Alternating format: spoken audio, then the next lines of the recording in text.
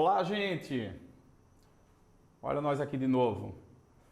No último encontro nosso, nós fizemos resolução de algumas questões e esse objetivo de fazer uma correção de algumas questões que você já realizou. Não é? Você realizou aí, você fez um simulado muito legal, até porque você já sabe, né, da importância de fato de fazer resoluções de questões, mas lógico, a partir do momento que você já tem uma base para que eu possa fazer essas resoluções. Eu não posso automaticamente ali ir para a resolução de uma questão que eu desconheço o assunto. Eu muitas vezes vou estar perdendo um pouco de tempo nesse processo de resolução. Tenho uma base boa de conhecimento, faço ali esses simulados e depois de fato vou ali para a correção. Simples assim. Não podemos ali atropelar as coisas, não podemos colocar o carro na frente dos bois, não é verdade? Não podemos fazer isso, então temos que ir por partes. Bom, mas se você fez ali esse simulado, significa que você já tem ali uma boa base de estudos. E que tal agora fazer a correção juntos? Vamos lá? Eu e você. Eu, Gustavo Henrique, historiador pelo CPEM, que estou na busca da tua aprovação. Vamos ver aqui as questões? Vou colocando aqui para ti, tá? E nós vamos fazer aqui a leitura delas, depois vamos lá para o gabarito. Certo? Mas o nosso intuito não é apenas ver o gabarito, o nosso intuito é trazer informações do tema que está sendo colocado na questão. Não é simplesmente saber se errei ou se acertei. É saber se entendi o conteúdo ou não entendi o conteúdo. Você não vai lá no dia da sua prova no concurso e estudar o conteúdo no dia do concurso. Você quer saber o que no dia lá na sua prova? O gabarito. Lá eu quero o gabarito, beleza. Mas para mim chegar ao gabarito no dia da prova, eu preciso antes ter conhecimento. E aí, consequentemente, em cada questão dessa, essa é a nossa busca de conhecimento. Vamos observar aqui, olha o que diz aqui para a gente. Na primeira metade do século XV, a expansão marítima portuguesa caracterizou-se por duas vertentes. A primeira, de aspecto imediatista. Foi realizada ao norte do continente africano, e a segunda, mais a longo prazo, buscava pontos estratégicos das rotas comerciais com o Oriente. Assinale a opção que apresenta os objetivos da coroa portuguesa na primeira e na segunda vertente, respectivamente. Olha só, meus amores, a questão está trazendo para a gente aqui um ponto de fato muito interessante, expansão marítima europeia, que lógico, tu não terás ali no teu edital esse ponto de expansão marítima. Mas, consequentemente, nós precisamos entender, por exemplo, o Brasil pré-colonial. Este Brasil pré-colonial, ele, consequentemente, ele teve causas. E eis onde entra a expansão marítima. Tá? Então, às vezes a gente pega um assunto que não está relacionado diretamente ao edital, mas ele é muito importante para que eu entenda aquele assunto que está no edital, amarrando todas as pontas ali para não ficar nenhuma dúvida. Expansão marítima é uma delas e ele coloca aqui para a gente objetivos da coroa portuguesa, primeira e segunda vertente. E ele pede aqui na ordem, lógico, de acordo com o texto.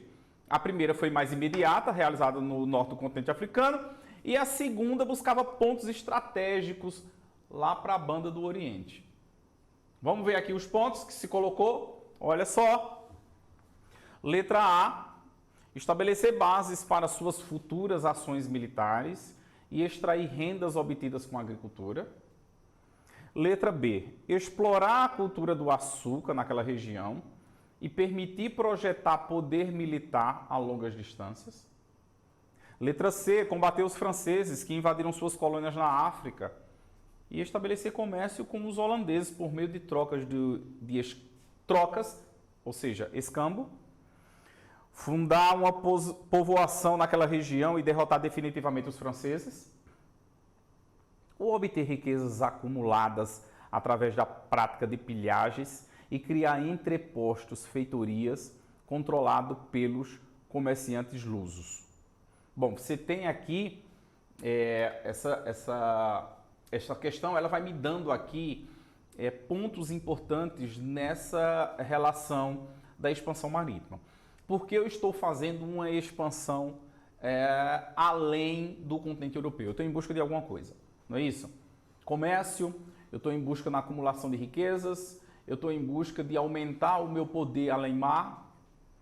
Então ele coloca aqui para a gente, primeira e segunda questão, para que automaticamente, o que é que ele vinha buscar ali? Uma nós vamos ter logo ali no norte da África. E a outra eu vou ao longo do tempo.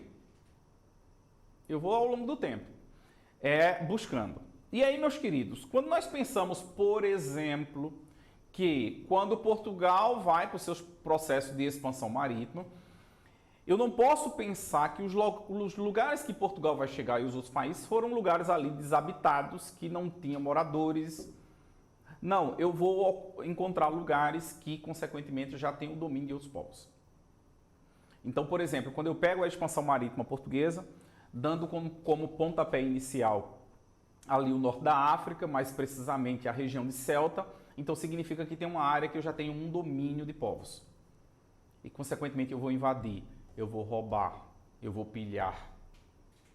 Na sequência, eu vou, consequentemente, fazer comércio com esses povos, seja na costa africana, seja na Ásia. Então, eu vou criando automaticamente entrepostos comerciais, feitorias, seja para o escambo ou seja para a compra de fato ali de produtos e de comércios. Visto posto, vamos voltar para a questão e ela nos diz assim, olha o que diz aí a letra E, obter riquezas acumuladas através da prática de pilhagens. Tu lembras que eu estava falando ali da invasão, por exemplo, de Celta, dando um exemplo, mas você tem diversas dessas localidades que sofreram passaram por essa mesma situação. E, consequentemente, na segunda parte, olha só, criar entrepostos, feitorias, controladas, lógico, pelos comerciantes lusos, para, consequentemente, fazer comércio com esses povos que ali se encontravam. Então, provavelmente o gabarito para a gente, olha só, gabarito, você tem aí obter riquezas acumuladas através da prática de pilhagem e criar entrepostos, controlado ali pelos os lusos. Facinho a questão, né? Muito, muito fácil. Muito boa a questão. Vamos para a segunda questão? Olha o que ela traz aqui para a gente.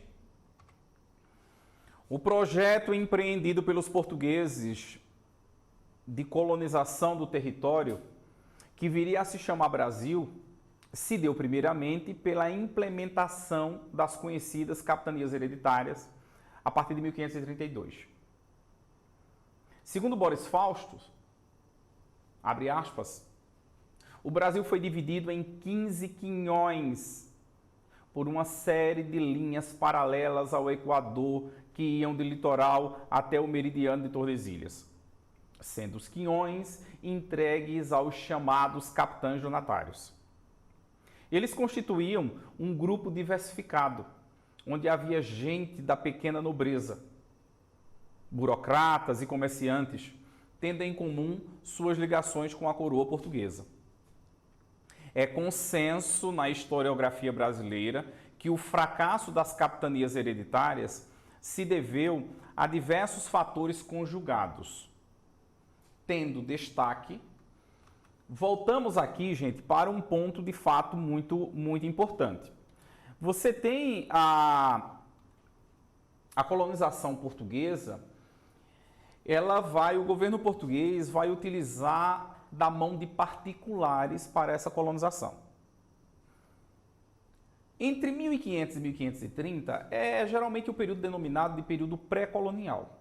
É um período que não há, de fato, um processo para uma intensa colonização. Não há esse intuito.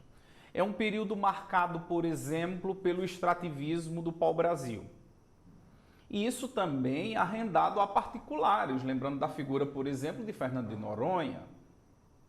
Agora, a partir da terceira década, Portugal quase que será forçado a fazer a colonização. Por que quase que forçado? Porque, primeiro ponto, é você observar que nessas 3 décadas não mudou muita coisa para que Portugal, sozinho, se interessasse por uma colonização. ao desembarcar aqui, não encontra de imediato ouro, prata, pedras preciosas ou uma população que fizesse uso de um comércio intenso, como na África e na Ásia. Mas, consequentemente, 3 décadas depois da passagem de Cabral por essas terras, a viagem para as Índias já não eram mais tão lucrativas assim. O preço das especiarias caíra consideravelmente devido a uma grande quantidade que chega na Europa. O caminho para as Índias já não era tão novidade. Por outro lado, a presença de outras nações na costa brasileira amedrontava os portugueses de perder o seu ponto estratégico no Atlântico Sul. Então, colonizar era necessariamente uma forma de garantir essas terras para Portugal. Fosse ali com a extração do pau-brasil, mas vamos lembrar que a esta altura a Espanha já tinha de fato conseguido o encontro de metais preciosos aqui na América. Então, consequentemente, teria também aqui nesse território. Então, eu teria de fato de fazer essa colonização. Essa colonização ela vai se dar pelo sistema de capitanias hereditárias, o que não era uma novidade aplicada em outras colônias, outras possessões portuguesas. Segundo Borges Fausto, o território será dividido em 15 lotes de terra, do litoral até o meridiano de Tordesilhas, em linhas perpendiculares à linha do Equador. Mas esse sistema de capitanias hereditárias, ele aqui no Brasil se mostrou de fato muito difícil para a sua prosperidade, sendo por muitos considerados um fracasso. O que é que levou de fato a esse fracasso das capitanias? Vamos para a questão? O que de fato você aí marcou? Letra A. A ausência de mão de obra disponível no litoral para os trabalhos referentes à colonização, a dificuldade de escoamento dos produtos coloniais no mercado de consumo europeu e o desinteresse dos portugueses nas terras recém-conquistadas? Letra B.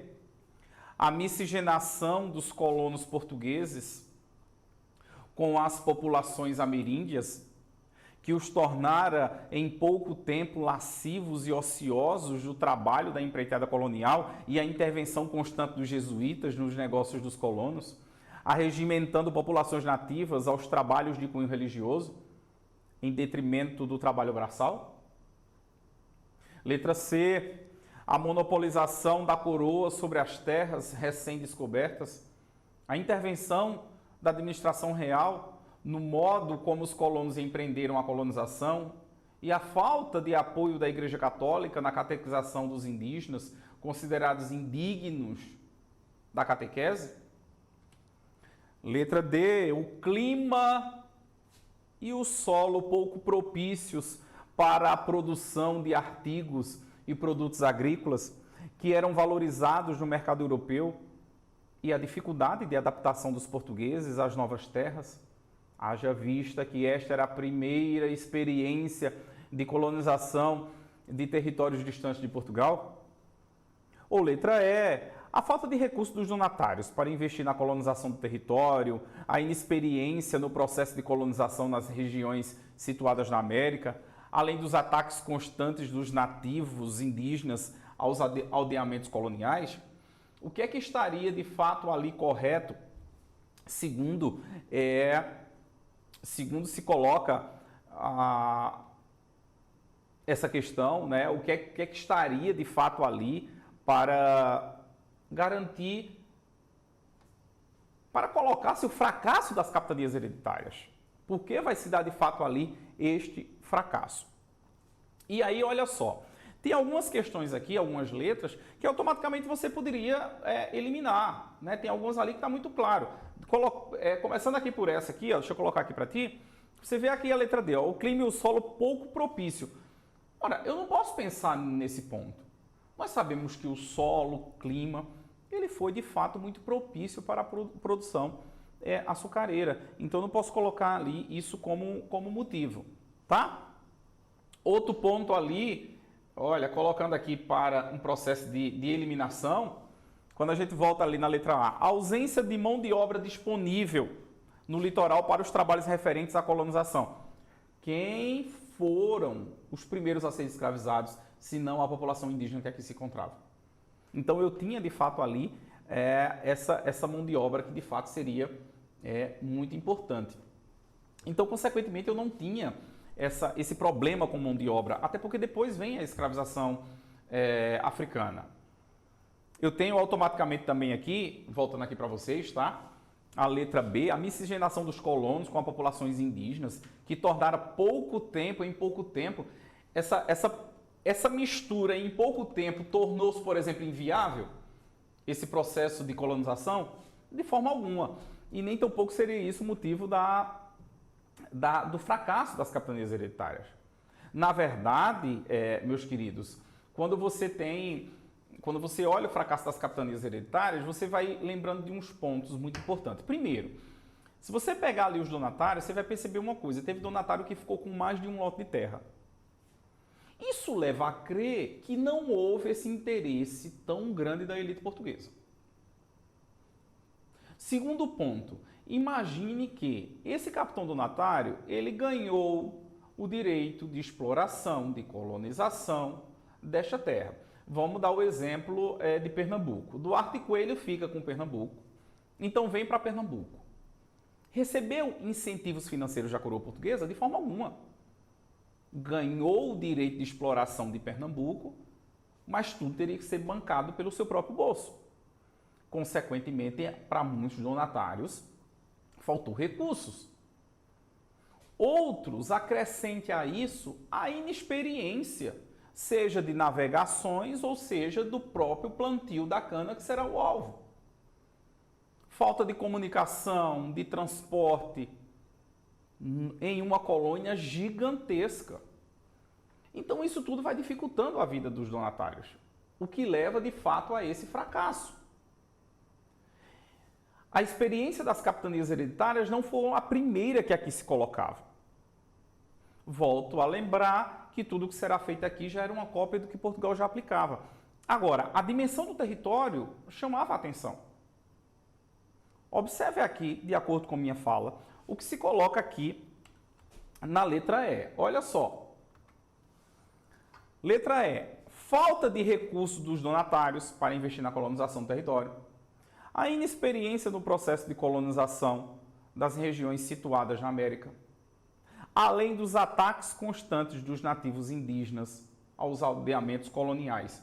Outro ponto aí, que também é muito importante para a gente. Eu vou bancar uma colonização, o donatário, eu não tenho experiência e ainda por cima, lembre-se da resistência indígena.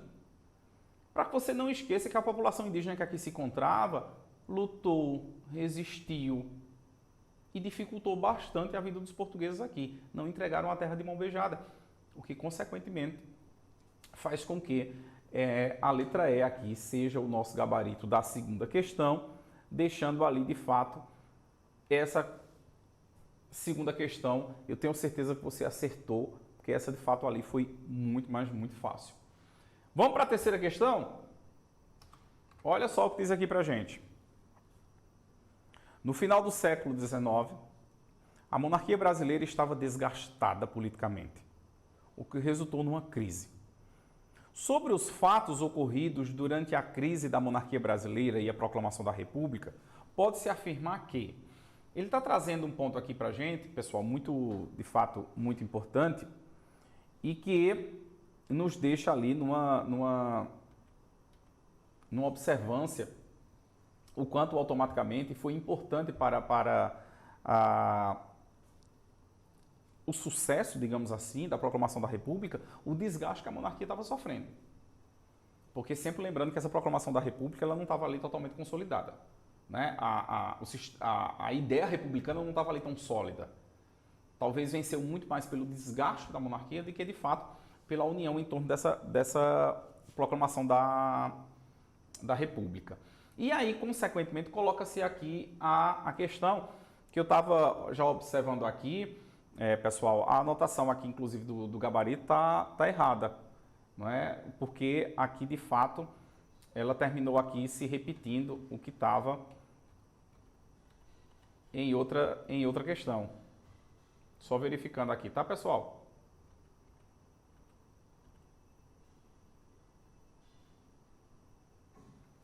Então, vamos lá agora para a questão que se coloca. Só uma dica para você que está aí acompanhando a leitura e tal, tudo mais, tá? É porque eu estou acompanhado aqui pelo Rafael, o Rafael está aqui, aí tá me deixando envergonhado, sabe? Porque você imagina o olhar de Rafael, sabe? Aí tá me deixando assim um pouco tímido frente às câmeras, tá? E aí, na hora de você colocar aqui o gabarito, Rafael, repetiu-se a questão anterior, tá? Mas vamos lá ver o que é que se foi colocado aqui pra gente. Na letra A, nos diz que a Igreja Católica foi a única instituição que apoiou o imperador até sua queda. Na letra B, o Manifesto Republicano já havia sido lançado no final do século XVIII, pela Conjuração Carioca. Letra C, a Proclamação da República foi efetivada sem a participação dos militares do Exército. Na letra D, com a abolição da escravidão, muitos senhores de escravos passaram a apoiar a causa republicana. E na letra E, o governo monárquico não reagiu à situação difícil que se encontrava. Vamos aqui para uns pontos de fato aqui bastante interessante para a gente. Mas você já percebeu que tem alguns aqui, mais uma vez, que a gente consegue sair eliminando ali, né? Principalmente para você que já está respondendo essas questões, já tem um nível de conhecimento muito bom. Então a gente pode ir ali de fato eliminando. Trazendo aqui para a questão, tá? E eu vou fazendo essa observação. Olha na letra A. A Igreja Católica foi a única instituição que apoiou o imperador até sua queda. Única instituição. Percebe como a letra A fechou tanto aí? Podemos eliminar, não é?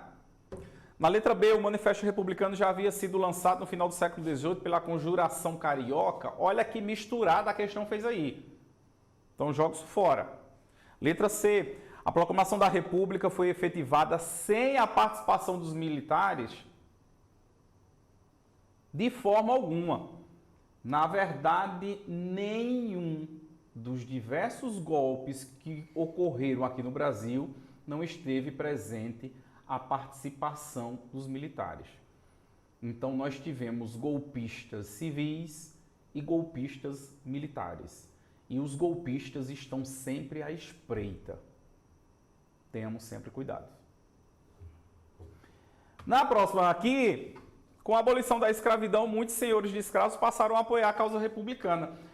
Se eu pudesse colocar aqui 3 pilares de sustentação da monarquia neste período, um dos pilares, os militares, outro dos pilares, a igreja, outro pilar, a sociedade civil em torno desses senhores de escravos. Bom, a relação dos militares com a monarquia ficou um pouco azedada depois da Guerra do Paraguai, onde você tem um exército agora, digamos, melhor formado, querendo mais espaço político. E, consequentemente, essa relação ali civil e militar ficou arranhada. Com a igreja, da mesma forma. Lembre-se que a Constituição do Brasil, outorgada pelo imperador Pedro I, colocava o imperador à testa, à frente também do comando da igreja, com o tal padroado. Relação essa que também vai ficando mais azeda a partir da década de 70. A década de 70 foi, digamos assim, o auge da monarquia e, consequentemente, o início da sua queda. Porque você tem, a partir da década de 70, de um lado, você tem o fim da Guerra do Paraguai. Na década de 70, você tem alguns motivos de atritos entre a igreja e a monarquia. Um bom exemplo disso foi a prisão, por exemplo, do bispo Dom Vital. E outro ponto também é que você vai tendo, a partir da década de 70, o manifesto do Partido Republicano e, consequentemente, cada vez mais vai se falando em abolição. E o resultado disso é que nós vamos ter, com a abolição da escravatura, muitos senhores ali, donos de escravos, que passam a não ver mais sentido no apoio à monarquia. Até porque vamos lembrar que a abolição da escravatura foi feita sem o pagamento de indenizações aos proprietários desses escravos. E não que de fato ali fosse obrigatório ou que tivesse que ser pago. Não acho que tenha que ser. Mas para muitos senhores de engenho ou senhores dos cafezais viam seus escravos literalmente como um objeto de posse sua. Se o governo agora quer libertar, que pague pelo que eu paguei pelos meus escravos. Entende o pensamento lógico da época? Então, consequentemente, quando nós vemos aqui a questão, você vê que a letra D casa bastante, né? Com a abolição da escravidão, muitos senhores de escravos passaram a apoiar a causa republicana, o que, consequentemente, deixa a letra D ali como resposta. A letra E diz que o governo monárquico não reagiu à situação difícil que se encontrava. Reagiu, mas digamos que essa reação não foi o suficiente para barrar o golpe que, consequentemente, vem agora em seguida, né, com a proclamação da República. E aí também não podemos esquecer isso. A queda da monarquia, o início da República, a tal proclamação da República, ela veio com um golpe. Vamos para a quarta questão, que nos diz assim, olha. Assim, a explicação que é a ideia da independência, que constitui a força propulsora da renovação que se operava no seio da colônia, parece pelo menos arriscada. Considerando a obra e o fragmento do texto, podemos afirmar que a independência... A questão volta um pouquinho aqui para tratar da independência do Brasil. E aí, quando nós pensamos no processo de independência do Brasil, precisamos pensar de forma de fato bem ampla. Não podemos pensar a independência do Brasil literalmente a partir do 7 de setembro de 1822. Para que ocorresse o 7 de setembro de 1822, estamos falando de uma causa maior, estamos falando em o topo de um processo que iniciou antes. Então, quando eu venho pensar em independência do Brasil, eu tenho que, por exemplo, lembrar que a Conjuração Baiana, que é a Inconfidência Mineira, já vinha levantar esta bandeira de independência. Se de forma localizada ou não, não é esse ponto que quero chegar, mas quero chegar aqui. Falar em independência já era algo que se falava bem antes. Até porque quando pensamos na independência do Brasil, vamos lembrar que você já tem diversas partes da América independentes. Outro ponto é lembrar que esse processo de independência, se nós pudéssemos fazer uma linha cronológica mais precisa, vem ali o início com a chegada da família real portuguesa. A abertura dos portos feitas por Dom João, para muitos, já vem ser o primeiro passo rumo ao processo de independência. Então perceba que estou voltando em 1808 para lembrar a você que o 7 de setembro vem ser a culminância deste processo iniciado antes. Abertura dos portos em 8, em 1815 o Brasil é elevado à categoria de reino, até eu chegar de fato ao 7 de setembro. E aí, consequentemente, ao falar de independência, qual dessas alternativas aqui responde de fato à questão? Vamos observar? Foi um processo no qual várias concepções de separação coexistiram, uma vez que não existia um projeto de unidade em torno da independência do país, diante de interesses e disputas conflitantes no período. Na letra B, foi um processo de construção em massa, que unificou os diversos setores da sociedade nacional, sobretudo a partir da aliança entre os defensores do modelo escravista e os movimentos abolicionistas do período. Na letra C, consolidou um longo período de acordo entre as elites vinculadas aos portugueses e a nova burguesia industrial vinculada às cidades e às ideias progressistas, que permitiram incluir os diferentes grupos nesse projeto nacional. Na letra D, conteve a Organização Revolucionária de Povos e Trabalhadores, que, unidos em confederações e grupos sindicais, conseguiram participar ativamente das negociações em torno da transição para o modelo imperial do século XIX. Ou na letra E, foi a continuidade de um projeto de inclusão e transformação da sociedade brasileira, em especial, destaque as incorporações de direitos e a cidadania estendida a mulheres, negros, indígenas, entre outros grupos, nesse processo. Eu tenho certeza que nenhum de vocês marcou a letra E. Não é possível que você tenha marcado a letra E. Volto lá na letra E, porque ela está escandalosamente errada, onde ela nos diz aqui que houve um processo de incorporação de direito à cidadania a mulheres, negros e indígenas. Marcou essa? Vem para aula, tá? Vem estudar que tá meio troncho aí os teus estudos. Não fica aí em casa respondendo aí à toa não, pelo amor de Deus, tá?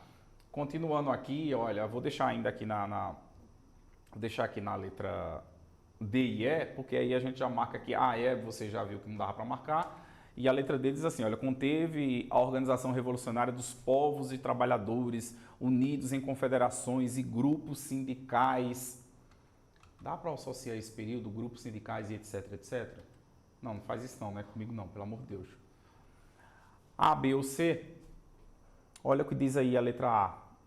Foi um processo no qual várias concepções de separação coexistiram. Uma vez que não existia um projeto de unidade em torno da independência do país, diante de interesses e disputas conflitantes no período. Meus queridos, quando a gente está falando hoje, por exemplo, de Brasil, conseguimos muito bem sentir essa unidade. Seja do Rio Grande do Sul, do Acre, Pernambuco, Amapá, nos sentimos brasileiros, ligados ali ao nosso processo cultural, língua e etc. Mas você acredita que no processo de independência do Brasil tinha-se essa unidade? De forma alguma. Os interesses, por exemplo, no Nordeste um, no Sudeste outro, sem contar que automaticamente existiam, como diz aqui a questão, concepções de separação diferentes. Se para alguns deveria ser uma monarquia centralizada, para outros deveria ser um sistema republicano federalista, aos modos norte-americanos. Então não tinha de fato ali uma unidade. Esse é um ponto que o Dom Pedro I vai ter que brigar bastante. Pela unidade territorial e política. E aí não podemos tirar esse ponto dele, né? Se hoje somos um país gigantesco, é graças à figura do imperador. Porque não permitiu os movimentos separatistas. Lógico, tivemos ali mortes diversas. Não foi um processo de independência pacífico, como alguns autores romanticamente tentaram passar ao longo da vida. Não estou questionando isso, mas estou dizendo que, de fato, ele consegue, nesse processo de independência, manter a unidade do país. Tanto é que não se fragmentou. Então, a letra A coloca esse ponto aqui para a gente, e já vou colocando aqui já o gabarito, tá? Foi um processo no qual várias concepções de separação coexistiram, uma vez que não existia um processo de unidade, um projeto de unidade em torno da independência do país, diante dos interesses e disputas conflitantes aí deste período. São vários pensamentos na questão da independência. E onde é que isso vai se refletir também, pessoal? Que aí você tem que sempre fazer esse gancho. Eu tenho várias ideias de independência. Essas várias ideias, elas também vão se contrapor também no momento de fazer a Constituição. Nós vamos ter uma luta ali, literalmente, de pensamentos nessa Constituição. O que automaticamente gerou ali um grande debate, ao ponto da nossa primeira Constituição não ter sido promulgada e sim ter sido feita pelo próprio imperador. Certo? Quinta questão aqui pra gente, vou colocando aqui para ti agora. Depois de quase 6 anos afastados do catete, Getúlio Vargas conquistou novamente, pela força do voto e com a confiança das massas trabalhadoras, a cadeira presidencial. Seu retrato, que fora retirado provisoriamente, voltou a decorar suntuosos gabinetes, repartições públicas de todo o país, casas de famílias. Marque a opção correta sobre os atos e fatos históricos dos períodos nos quais Getúlio Vargas esteve no mais alto cargo do Poder Executivo. Ora, esse é outro assunto também corriqueiro, né, na nossa literatura política e, consequentemente, ali também no nosso edital. E por quê? Aí você pergunta assim, mas Gustavo, eu não vi ainda no edital a figura ali de Getúlio. Não, ele não estava ali diretamente. Mas, por exemplo, você lembra que uma das figuras muito importantes durante os anos ali de poder de Juscelino foi, por exemplo, a figura do Agamenon Magalhães, governador de Pernambuco, tanto no processo de intervenção, a partir de 37 do Estado Novo, como depois também em 50 através da eleição. Então, quando eu paro para dar uma observada no governo do Agamenon Magalhães, obrigatoriamente eu preciso ver o que nós chamamos de Era Vargas. Obrigatoriamente eu preciso ver o segundo governo do Vargas. Não tem como ser diferente. Porque, consequentemente, você terá ali um reflexo nos poderes estaduais do que estava ocorrendo no cenário nacional. É aquele ponto, eu não posso sair separando algo que está tão perto. Tanto é que nesse momento aqui, no enunciado, voltando aqui no enunciado para você observar, ele coloca aqui para a gente, olha, marca a opção correta sobre os atos e fatos históricos dos períodos nos quais Getúlio esteve no cargo do Poder Executivo, dos períodos. Ele deixou aqui, de fato, ali bem amplo, né, esse momento. E aí nós vamos ter aqui o seguinte, colocar aqui para ti, ó. Na letra A, o petróleo é nosso. Foi uma campanha nacionalista pelo estabelecimento do monopólio estatal do petróleo, que continuava extremamente ativa. O projeto de criação da futura Petrobras, elaborado no princípio de 51, cuja concretização deu em 53, tinha o objetivo de passar o monopólio da prospecção e do refino para o Estado. Na letra B, a partir da implantação do Estado Novo, o governo Vargas passava a interferir cada vez menos na esfera econômica, principalmente no combate aos problemas inerentes à nova realidade industrializante, como a questão da superprodução ou subconsumo, deixando as leis de mercado conduzir a economia. A letra C, pode-se dizer que a partir da década de 30 a economia brasileira entrou numa nova época, com a mudança do modelo econômico. Neste período, consolidava-se um novo modelo de industrialização chamado de plataforma de exportação. Esse modelo não deu certo, porque o país não tinha tecnologia para aplicar ao processo produtivo, nem matéria-prima para exportar. Eu tenho certeza que aqui, né, entre A, B e C, tem um aí que você eliminou de cara. Daqui a pouco a gente trata aqui dela, tá? Vamos continuar. O Brasil foi fortemente pressionado pelas potências do eixo a entrar na Segunda Guerra. O ataque japonês à base norte-americana de Pearl Harbor precipitou a entrada dos Estados Unidos no conflito. Em meio a esses acontecimentos, os empréstimos concedidos pela Alemanha, Japão e Itália definiram o apoio do Brasil com os aliados. Na letra E, em relação à economia, a indústria pesada, por determinar grandes investimentos e proporcionar possíveis lucros ao longo prazo, parecia estar além da capacidade do empresariado brasileiro. Dessa forma, a fim de mitigar essa dificuldade, Vargas abriu caminho para empresas estrangeiras em detrimento dos projetos nacionais e investimentos para a construção da Fábrica Nacional de Motores, da Companhia Hidrelétrica do São Francisco. Voltando aqui para ti. Entendo que você poderia ficar automaticamente ali na dúvida com a letra E. Mas a letra D, por exemplo, você não podia ficar. Nós sabemos muito bem que durante o Estado Novo, a ditadura varguista, o mundo vai passar pela Segunda Guerra Mundial. Apesar de estar vivendo uma ditadura, inclusive ali muito próxima aos ditames do nazifascismo, o Brasil entra na Segunda Guerra Mundial ao lado dos aliados, ao lado dos Estados Unidos, França, Inglaterra, das forças democráticas. A Alemanha, Japão, Itália fazia parte do que nós chamamos de eixo. Então você percebe que aqui no D coloca que nós entramos na guerra ao lado do eixo, o que não é verdade. Certo? Outro ponto a ser colocado sempre aí do período da Era Vargas é essa questão do nacionalismo. Né? O Vargas ele vai ser um grande defensor do nacionalismo, seja durante o Estado Novo ou seja durante o período ali do governo dele na década de 50.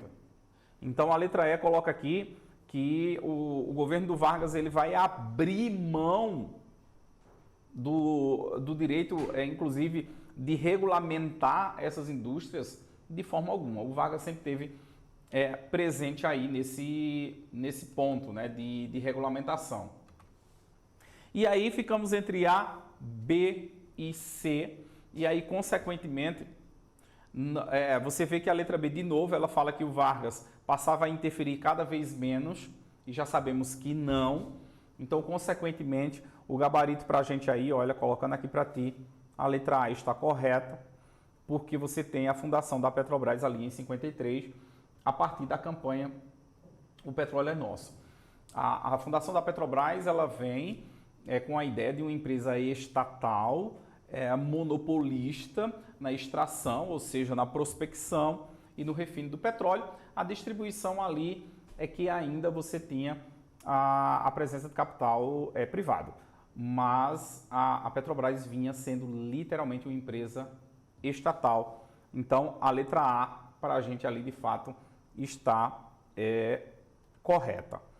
Vamos voltar aqui, vamos para aqui para a questão 6, meus queridos. Questão 6 aí, pequenininha a questão 6. A figura histórica de João Pessoa pode ser corretamente associado ao fato histórico denominado. Quando nós tratamos do primeiro período republicano, falamos ali do que nós chamamos de Primeira República, República Oligárquica. Alguns colocam como República do Café com Leite. Em 1930, nós vamos ter ali a disputa eleitoral tão acirrada, com um rompimento, inclusive, da tal política do café com leite, porque Minas Gerais passa a apoiar o candidato que seria da oposição ao governo, que seria Getúlio. Mas aí vamos lembrar, gente, que o próprio Getúlio vinha das bases do governo, tinha sido, inclusive, ministro ali do governo de Washington Luiz, para você não achar que, de fato, ali seria literalmente uma oposição. Tanto é que Luiz Carlos Prestes vai dizer que, na verdade, era só uma troca de oligarquias. E o Getúlio, nessa campanha política, ele coloca ali como vice na sua chapa o governador da Paraíba, João Pessoa, que, consequentemente, dentro dos acontecimentos, termina sendo assassinado aqui em Recife. E o resultado disso é que o assassinato de João Pessoa terminou inflamando mais ainda o que já estava ali num desgaste tremendo, que era essa relação dessa Primeira República. Então, marcado pelos movimentos tenentistas, marcado pela insatisfação da oposição pela derrota nas urnas, já que o Vargas não venceu as eleições, junte-se a isso a figura de João Pessoa. Então, você tem todos esses motivos para fazer com que, vindo aqui na questão, olha, tivesse ligado a um desses movimentos. E lógico, nós estamos tratando ali da Revolução de 1930. Também questão aí, de fato, também muito fácil, né, pra gente, né? Vamos ver a próxima questão? Assinale a opção que contém características práticas, políticas ou situações próprias do período que ficou conhecido como Estado Novo. Por que para o nosso concurso, por que para uma situação local é tão importante a observância do Estado Novo? Porque o Estado Novo é o período, consequentemente, que o Agamenon Magalhães é colocado como interventor em Pernambuco.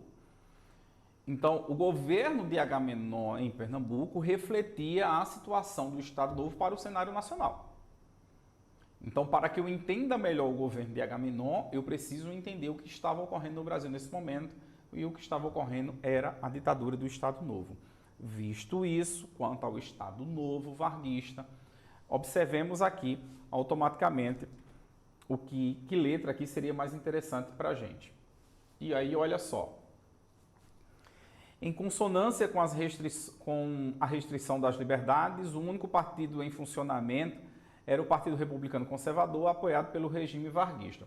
Meus queridos, vamos lembrar que a gente está falando de uma ditadura, e a ditadura varguista, ela não veio, a ditadura varguista do Estado Novo, ela não veio atrelada ao partido político, e sim à figura de Vargas. É uma ditadura personalista, figura de Vargas, e não de partidos políticos. Então, elimina essa letra A aí, que está tratando de partido político, certo? Na letra B, ao mesmo tempo em que ocorria a nomeação de interventor para os estados, o Poder do Judiciário recebeu poderes extras, comparando-se com o período anterior. Não dá para falar e comparar com o período anterior. Estamos falando de ditadura. Só compara uma ditadura com outra, e não com o período democrático. Na letra C, ao mesmo tempo em que havia proibição para a atuação dos partidos comunistas, os integralistas possuíam permissão de funcionamento em suas organizações. Tanto comunistas como integralistas foram todos colocados na ilegalidade. Todos. O comunismo ali já em 35, devido à intentona comunista, e os integralistas em 37, colocado ali a partir do levante integralista que tenta derrubar o governo de Getúlio, a partir da constatação que não teria como o Getúlio proíbe o funcionamento desse partido. Então eliminamos ali os partidos, seja comunista ou seja integralista, certo? E aí, consequentemente, chegamos ali à resposta, né? Porque olha o que é colocado ali. Na letra E diz: medidas legais eram usualmente baixadas por decreto-lei, embora estivesse em funcionamento o parlamento. Ditadura? Parlamento funcionando? Leis?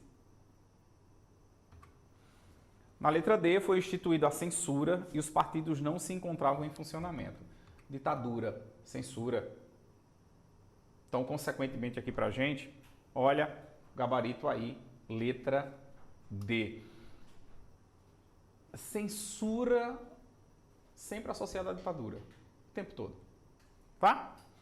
Questão 8. Duarte Coelho veio com uma frota de navios que armou à sua custa, em qual trouxe sua mulher, filhos e muitos parentes de ambos e outros moradores. No início enfrentou os indígenas e os franceses, perdeu gente, mas conseguiu ter êxito na colonização. A causa do progresso da capitania de Duarte Coelho, por residir continuamente nela, o mesmo capitão que a conquistou, a ser mais frequentada de navios deste reino, por estar mais perto dele que cada uma das outras. A capitania de Pernambuco, segundo o texto, foi uma das capitanias cuja colonização vingou. Vingou. Teve êxito. Pernambuco e São Vicente. Agora chamo mais atenção a situação leste de Pernambuco, porque torna-se ali o grande produtor de açúcar. A colonização dada ali por Duarte Coelho, de fato, foi próspera. Como diz o texto, vingou. Por que de fato ali, né? Por que conseguiu essa conquista? Bom, olha, eu começo colocando que Pernambuco deu sorte de ter ficado nas mãos de Duarte Coelho, que era um navegador muito experiente. Era uma pessoa que, de fato, ali eu acho que já estava muito acostumado com toda essa movimentação. Ao contrário de outros donatários que não tinham essa experiência. Então, este já é um ponto, de fato, ali muito importante, né, para Pernambuco. Essa presença de Duarte Coelho e esta experiência. E você percebe pelo texto que ele traz toda a família. Então, de fato, veio disposto. Não é? Vamos ver aqui as questões? Onde nos diz assim, olha: por que deu tão certo a força de seus moradores, o que lhe favoreceu vencer indígenas e franceses? O texto, meus queridos, não coloca isso pra gente, né? A letra B, a presença constante do capitão donatário e sua distância em relação ao êxito, ao reino. Na letra C, de possuir sua própria frota, facilitando a comunicação e o comércio com o reino. A letra D, de Duarte Coelho possuir recursos para custear sua vinda para a colônia e trazer toda a sua família. Ora, o texto coloca aqui para a gente, ponto aqui bastante interessante. Você percebeu que o texto vem dizendo para a gente? O Duarte Coelho banca tudo isso.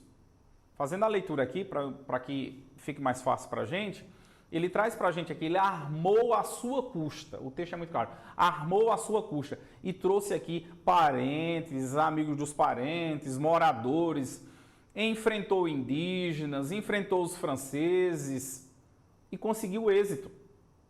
Conseguiu êxito. E ele completa, por residir continuamente nela, o mesmo capitão que a conquistou e ao mesmo tempo ser o mais frequentado, porque seria ali, estaria mais perto automaticamente dos postos do reino. Então estaria ali, de fato, a distância em relação ao reino estaria mais fácil. Colocando aqui nas questões, ele coloca aqui para a gente, olha, na letra B, da presença constante do capitão donatário, que aqui se encontrava, e de sua distância em relação ao reino. Você percebe, meus queridos, que ele colocou aqui na letra B, literalmente, um dos pontos que aqui vai dar certo. O Duarte Coelho se fazia presente automaticamente o tempo todo. E, por outro lado, estávamos mais próximos em relação a outras capitanias, mais próximos ao reino de Portugal. Olha a gente aí de volta. Vamos lá. Olha, nós vamos aqui, fechamos ali a 8ª questão, né, onde você viu lá que o gabarito foi a letra B, tenho certeza que foi essa que você marcou. E nós vamos agora encerrar com as 2 últimas questões, fechando ali o nosso tempo, nossa explicação, tirando mais informação de cada uma delas. Certo? Vou colocar aqui para ti. Olha só. 9ª questão. No Brasil sempre houve escravos dispostos a resistir e fugir do cativeiro. Os quilombolas foram uma forma de resistência dos escravos negros. Sobre o Quilombo dos Palmares, é incorreto afirmar. Meus queridos, quanto a essa questão, quando pede lá uma questão incorreta, olha, temos que ter, de fato, um cuidado, de fato, muito grande, né? Você vê que quando é para marcar incorreta, ela vem ali em destaque. E se fosse você, destacava mais ainda, porque vejo muitos perder uma questão desta, porque a gente está muito mais condicionado a procurar o que está correto, certo? Então, quanto ao Quilombo dos Palmares, também lembrando a questão da resistência negra, né? Não aceitaram ser escravos ali passivamente, resistiram, lutaram, então participaram da formação do que vem a ser o Brasil. Vamos para a questão? E o que é que está incorreto aí, gente? Letra A, surgiu provavelmente no século XVI, reunindo grande número de escravos fugidos de um engenho no norte da capitania da Bahia. E aí você pode estar pensando, Gustavo, é para marcar o que está incorreto? Porque se for para marcar o que está incorreto, e eu tenho um pouco de conhecimento, já achei. Porque nós estamos cansados de saber que o Quilombo dos Palmares esteve presente na capitania de Pernambuco. Hoje é território alagoano. E você vê que a letra A aqui está colocando o Quilombo dos Palmares no norte da capitania da Bahia. É daquelas questões que eu tenho que marcar o que está incorreto. E o que está incorreto está tão incorreto automaticamente que eu leio as outras questões só para desencargo de consciência. Porque não é possível que tivesse uma mais errada do que a letra A, mais incorreta do que a letra A. Inclusive, se tivesse, não, a questão tinha que ser anulada. Não é verdade? Então, consequentemente, aí nós já achamos a questão. Porque quanto às outras, não, vai estar tudo certo. Vamos lá, inclusive já vou aqui para o gabarito. Ó, letra A aí para a gente. Não tinha nem o que discutir na questão. Quilombo dos Palmares, norte da Bahia. Faz graça, né? Vamos para a última questão? Fechar aí a última questão. Ao sair da província de Pernambuco, Darwin, cientista inglês, escreveu um diário que posteriormente daria origem ao livro A Origem das Espécies. No dia 19 de agosto, finalmente deixamos a costa do Brasil. Eu agradeço a Deus nunca mais ter que visitar um país escravista. Imagina se o Darwin estivesse hoje no Brasil. Eu acho que ele já tinha pedido para morrer. Já. Ele teve a sorte de passar por aqui e não vir mais. Pior somos muitos de nós que temos que ficar aqui e ter que resistir. Nossa Senhora! Em relação ao tráfico de escravos para as terras pernambucanas, é correto afirmar. Vamos ver aqui o que está correto. Na primeira metade do século XIX, a dinâmica do tráfico atlântico de escravos envolvia uma série de produtos que eram levados pelos navios saídos da província de Pernambuco rumo aos portos africanos. Dentre esses produtos havia inclusive artigos de manufaturas europeias e norte-americanas. B. A Lei de 7 de novembro de 31, que declarava livre todos os escravos vindos de fora a partir da data, não impactou o comércio escravista em Pernambuco, pois estes continuavam sendo desembarcados nos portos dessa província sem qualquer fiscalização. Letra C. Os dados sobre a importação de escravos entre os anos de 15 e 24, sugere que tanto a insurreição pernambucana 17 quanto a Confederação do Equador diminuíram consideravelmente a entrada de mão de obra escravista. Eu não tenho essa diminuição de mão de obra escravista, meus queridos, quanto mais num período que havia automaticamente uma necessidade tão grande de escravos. Estamos falando do auge ali da economia da cana, não é? Então, de fato, já poderíamos eliminar essa questão que aí se coloca. Vindo aqui para a letra D, os tratados de 26 assinados com a Inglaterra previam o fim do tráfico atlântico de forma alguma. Não previa. Agora, tinha-se a intenção do fim, lógico, do fim do tráfico de escravos para que isso viesse ali com a proibição total. E ele coloca para a gente aqui, a partir daí o número de importações cairia e não se registrar mais a entrada de escravos a partir de 1850? Não, nós temos registros depois de 1850, da chegada de escravos. Após várias revisões historiográficas, hoje é possível se afirmar que, ao menos na capitania de Pernambuco, o único fator que contribuiu para o fim do tráfico foi a pressão internacional. Coloca, de fato, aqui em Pernambuco como se a gente tivesse isolado do resto do país. O país todo era escravista. Consequentemente, o gabarito para a gente aqui, colocando para ti, aí na letra A. E aí vamos lembrar essa relação de escambo, né? Eu saí aqui com navios negreiros que saíram de Pernambuco, por exemplo, vai para o continente africano comprar escravos. E eu levava automaticamente ali diversos produtos, tabaco, algodão, rapadura, produtos manufaturados, que vinham, por exemplo, da Europa ou dos Estados Unidos para compra de escravos nessa relação de escambo. Meus queridos, 10, fechou, gabaritou, parabéns. Continua assim nos teus estudos. Não conseguiu ter uma boa nota, mais leitura. Não vamos conseguir fechar todas as informações. O que vamos conseguir é sempre um tijolinho a mais de conhecimento, mas vamos estar juntos. Espero que você tenha gostado. Fica na paz até nosso próximo encontro, tá? Um abraço.